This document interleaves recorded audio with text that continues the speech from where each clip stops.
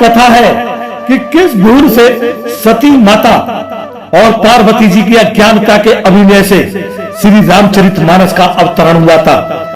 रावण द्वारा सीता जी का हरण कर लेने के बाद भगवान राम शोक का अभिनय करने लगे। वे पेड़ पत्तों और पशु पक्षियों से सीता जी का पता पूछ रहे थे। उसी अवसर पर भगवान शंकर सती जी के साथ दंडकारण्य वन में पधारे और अपने आराध्य श्री राम की ब्रह लीला को देखकर आनंद विभोर हो गए। सती जी तो शिव स्वरूपा है, उन्होंने भी इस अवसर का लाभ उठाना चाहा। वे चाहती थी कि भगवान शंकर जी ने जो श्री रामचरितमानस की रचना कर उसे अपने मन में छिपा रखा है, उसे संसार के सामने लाया जाए। इसलिए उन्होंने अज्ञानता का अभिनय करना आरंभ कर दिया। सती जी ने भगवान शंकर से पूछा कि आप तो सर्वेश्वर हैं, फिर आपने इन दो क्षत्रिय राजकुमारों को नमस्कार क्यों किया? वे दोनों इतने अज्ञानी हैं कि वृक्षों से सीता जी का पता पूछ रहे हैं। भगवान शंकर ने कहा कि ये मनुष्य नहीं है, बल्कि पार ब्रह्मा ही साधुओं के कल्याण और दुष्टों के संहार के लिए श्री राम के रूप में अवतरित हुए हैं। इनके छोटे भाई लक्ष्मण शेषनाग अवतार हैं। सती जी ने इस बात पर अविश्वास का अभिनय किया तो भगवान शंकर ने उनसे कहा कि तुम जाकर इस बात की परीक्षा क्यों नहीं कर लेती हो। सती जी सीता जी का रूप बनाकर श्री राम के सामने पहुंची। उन्हें देखते ही श्री राम ने प्रणाम करके पूछा कि हे माता सती जी, भगवान शिव शंकर कहाँ हैं? आप अकेली क्यों आई हैं? सती जी ने लजाकर उत्तर दिया, आपको मनुष्य जैसी लीला करते देखकर मुझे भ्रम हो गया था। इधर भगवान शंकर ने ध्यान लगाकर समस्त बातें जान ली कि सती ने मेरे आराध्या सीता जी का रूप धारण किया था। सती जी जब वापस आई तो भगवान शंकर ने उन्हें पत्नी के रूप में स्वीकार नहीं किया। सती जी को कष्ट न हो इसलिए इस रहस्य को उन्होंने बताया ही नहीं और लंबी समाधि में चले गए। किंतु सती जी से यह बात कैसे छिप सकती थी? वे शोक सागर में डूब गई। इसी बीच उनके पिता दक्ष प्रजापति ने एक विशाल यज्ञ का आयोजन किया, किंतु भगवान शंकर से द्रोह के कारण यज्ञ में उनका भाग नहीं रखा। पिता द्वारा अपने पति का तिरस्कार सती जी सहन नहीं कर सकी और योगाग्नि में अपने शरीर का उत्सर्ग कर दिया। जब से सती ने अपने शरीर का परित्याग कर दिया, शंकर जी के मन में वैराग्य उत्पन्न हो गया। वे निरंतर राम नाम का स्मरण करते रहे। फिर सती ही पार्वती जी के रूप में पर्वतराज हिमाचल और मैना के यहाँ उत्पन्न हुई और कठोर तप के द्वारा उन्होंने भगवान शंकर को फिर से अपने पति रूप में प्राप्त किया। अब आइए समझते हैं भगवान शंकर और माता पार्वती जी का संवाद।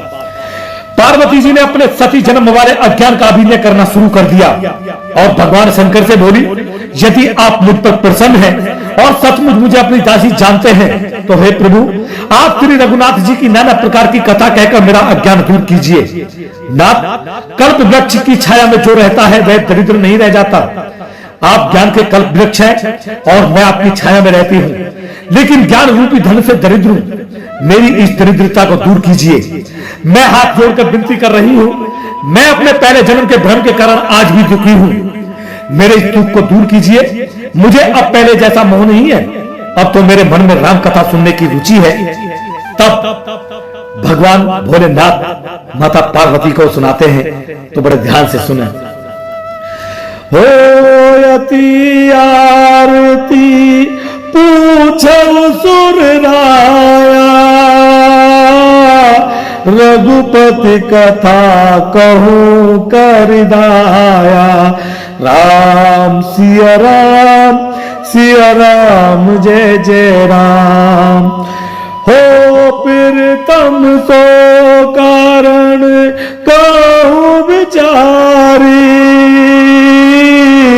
निर्गुण राम सगुण बपुदारी। राम सिया राम जय जय राम। हो पुनि बिरबू कहूं राम अवतारा, बाल चरित पुनि कहूं उदारा। राम सिया राम जय जय राम। हो कहूं जता जानकी विभाई, राज तजासो दूषण काई। राम सिया राम जय जय राम। हो बन बसी की ने चरित अपारा, कहूँ नाथ जिमी रावण मारा। राम सिया राम जय जय राम। हो राज बैठ की नहीं बहुलीला,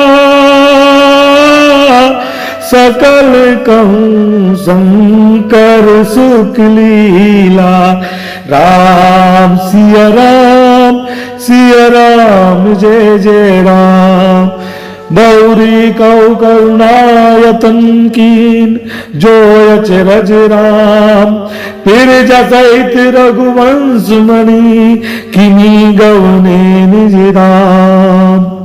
अर्थात है देवताओं के स्वामी, मैं बहुत ही दीनता से पूछती हूँ, आप मुझ पर दया करके श्री रघुनाथ जी की कथा कहिए।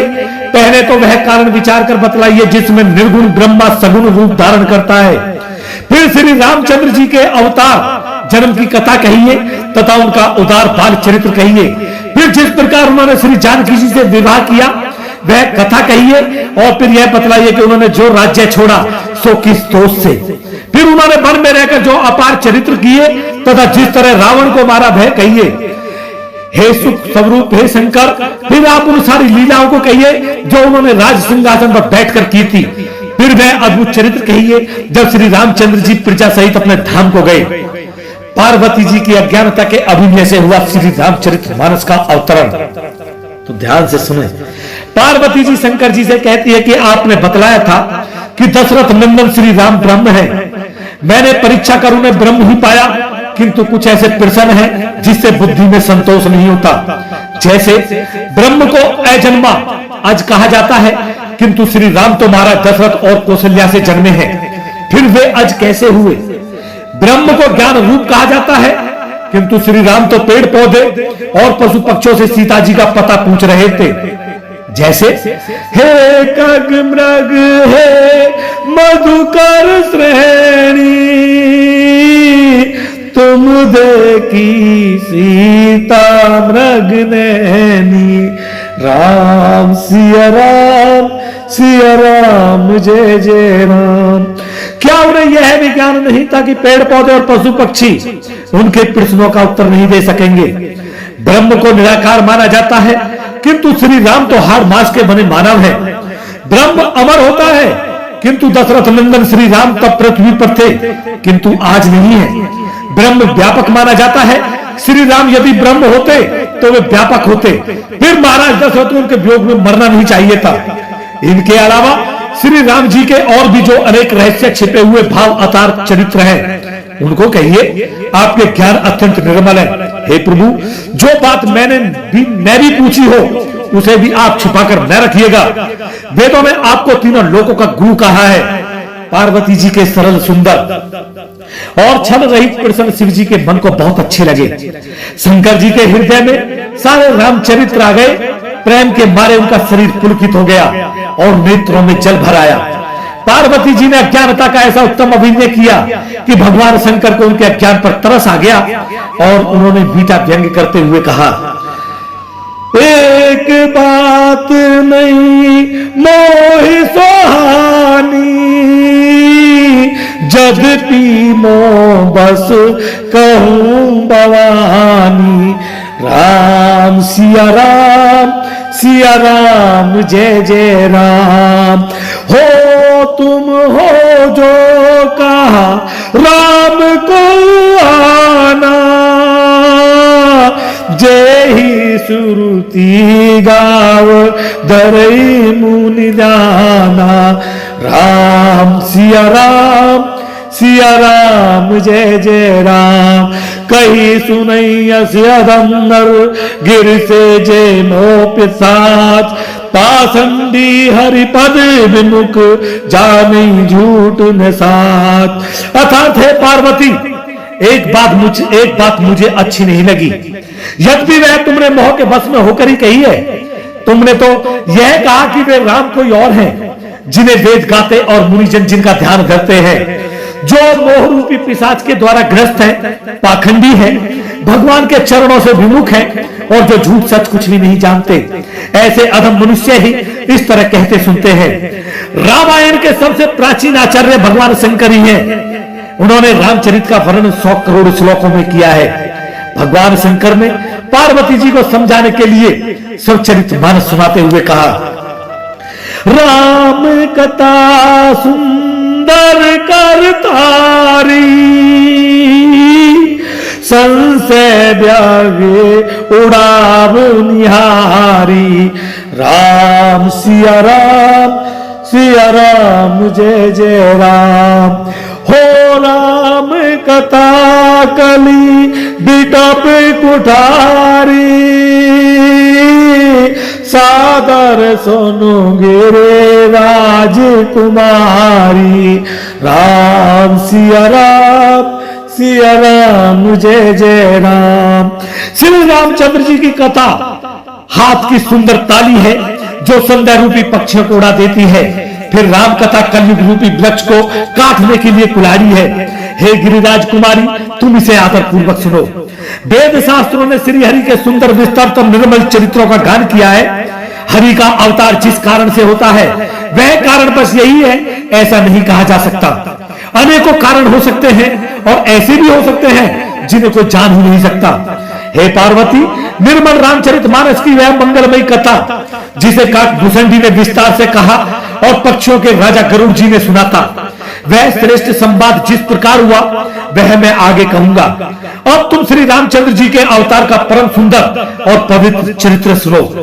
भगवान शंकर पार्वती जी से कहते हैं, पुरुष प्रसिद्ध प्रकाश निधि प्रगट परावरनाथ, रघुकुल मणि मम स्वामी सोई कहूं शिव नायु मां। अर्थात जो पुराण पुरुष प्रसिद्ध है, प्रकाश के भंडार है, सब रूपों में प्रकट है, जीव माया और जगत सबके स्वामी है, वे ही रघुकुल मणि श्री रामचंद्र जी मेरे स्वामी है। ऐसा कहकर भगवान शिव ने उनको मस्तक नवाया। राम सच्चिदानंद निवेशा, नहीं तय मोह निशाल अवलेशा, सहज प्रकाश रूप भगवाना, नहीं तय पुनि विज्ञान विहारा। श्री रामचंद्र जी सच्चिदानंद स्वरूप सूर्य है, वहां मोह रूपी रात्रि का लवलेश भी नहीं है। वे स्वभाव से ही प्रकाश रूप और भगवान है, वहां तो विज्ञान रूपी प्रातः काल भी नहीं होता। काशी मरत जंतु अवलोकी, दासु नाम बल करो विशो, सोई प्रभु मोर चराचर स्वामी, रघुवर सब अरुअर अंतर्यामी। तथा थे पार्वती, जिनके नाम के बल से काशी में मरते हुए प्राणी को देखकर मैं उस तारक राम मंत्र देकर शोक रहित कर देता हूं, मुक्त कर देता हूं, वही मेरे प्रभु रघु श्रेष्ठ श्री रामचंद्र जी जड़ चेतन के स्वामी और सबके हृदय के भीतर की जानने वाले हैं। हर शोक, ज्ञान, अज्ञान, अहंकार और अभिमान ये सब जीव के धर्म है। श्री रामचंद्र जी तो व्यापक ब्रह्म परमानंद स्वरूप परात्पर प्रभु और परम प्राण पुरुष है। इस बात को तो सारा जगत जानता है। पार्वती जी ने कहा कि हे नाथ, आपकी कृपा से अब मेरा विषाद जाता रहा और आपके चरण के अनुग्रह से मैं सुखी हो गई। भगवान शंकर द्वारा पार्वती जी को सुनाया गया वही मानस आज हम सबके बीच में है। अंतर केवल इतना है कि पहले यह देववाणी में था, आज लोक भाषा अवधि में है। इस तरह सती और पार्वती जी ने अपने ज्ञान का अभिनय कर भगवान शंकर के हृदय में छिपी अनमोल वस्तु श्री रामचरित मानस मानव के कल्याण के लिए संसार को दिला दी थी। तो प्रिय भक्तजनों, मैंने इस कथा को आपके समक्ष प्रस्तुत किया कि सर्वप्रथम श्री रामचरित मानस को किसने प्रस्तुत किया था, किसने लिखा था, किसने बनाया था। इसमें कितने श्लोक भगवान श्री शंकर देवादिदेव महादेव ने लिखे हैं। इस कथा को, इस रहस्य को मैंने आपके सामने उजागर किया, इस रहस्य को आपके समक्ष प्रस्तुत किया और मैं यह आशा करता हूं कि ये रहस्य आपकी समझ आया होगा और आप इसे आगे जरूर बढ़ाएंगे। भगवान भोलेनाथ के चरण कमलों में उनका चरण बंदन करते हुए मैं अपने शब्दों को पुनः प्राण देने जा रहा हूं। जय भोलेनाथ, जय भोलेनाथ, जय भोलेनाथ।